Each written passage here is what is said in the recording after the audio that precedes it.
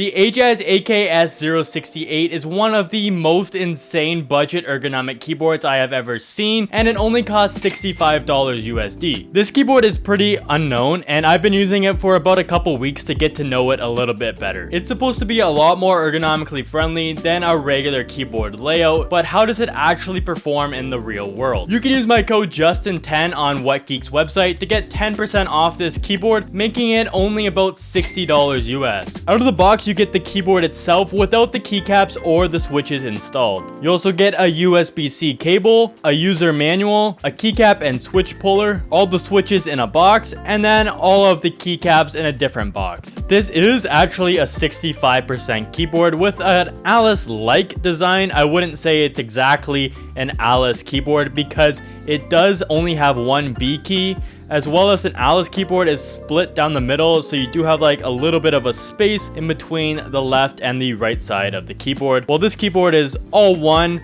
It does have the split spacebar, but it only has one B key. It is angled inward like an Alice keyboard, making it more natural to rest your hands on than the normal flat design of a normal keyboard. Initially, I thought I would take a long time to get used to this design, but it's actually very easy to get used to. It just kind of comes naturally to rest your hands like that and use the keyboard like it. It does have the split spacebar, but I only find myself using the left side of the split one because I just find it more natural as I'm coming from a normal keyboard layout where I only use my left thumb to press the spacebar. So I don't know if some people will use both, but I find myself only using the left one. It does have a volume knob in the top right, which is kind of rare for a 65% keyboard, as they're most commonly found on 75% keyboards, but I do like having a volume knob as I do use it quite a bit. For color options, this one is called the green version, although it does have orange on the spacebar as well, and on the main keycaps, the legends are also orange. I would say the main color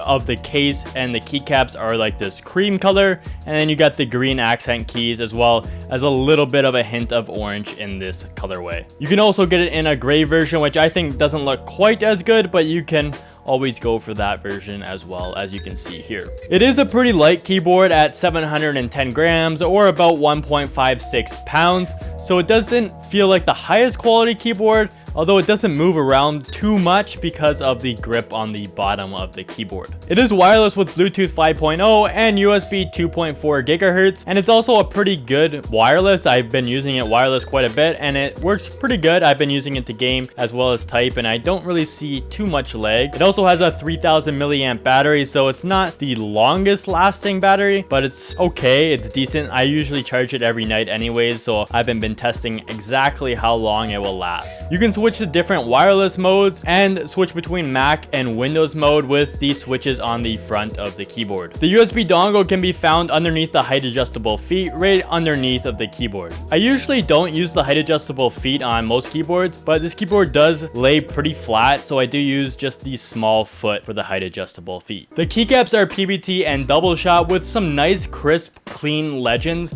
that look really nice. They aren't backlit, however, so that might be a problem if you have trouble typing at night, so that's something to look out for. It does have nice RGB lights, and you can control the side RGB lights separately from the main keys with these key combos. It is compatible with VIA software, however I couldn't get mine to work because my VIA software hasn't been working recently, but yours might work or might not. I'm not too sure, and I can't really tell you how it'll work on this keyboard because mine didn't work. And it does have some indicator lights in between the space bars. It is gasket mounted, and it does have foam and a silicone pad to take away some of the pinging sounds of the plastic case. The switches are sea salt linear switches, and they're pretty light and good for gaming overall. I really like them. They're pretty smooth and they have like a creamy sound. The stabilizers are pretty decent, and they're plate mounted, so to take them off you're gonna have to take apart pretty much the whole keyboard to lube them, so it's a pretty good thing that they're okay out of the box. Here's a quick sound test so you can hear the whole sound of this keyboard.